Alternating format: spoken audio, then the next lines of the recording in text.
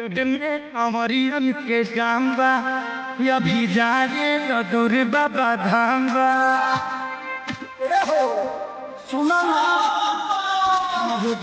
हमारी के जाम्बा अभी जाने तो दूर बाबा धाम्बा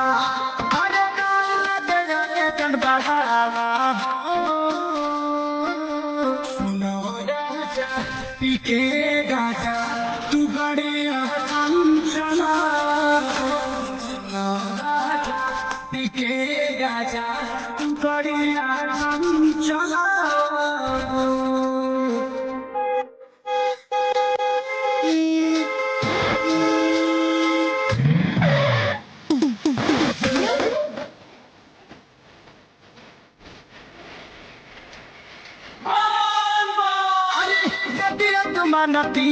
अपना में हर के पूरा परिवार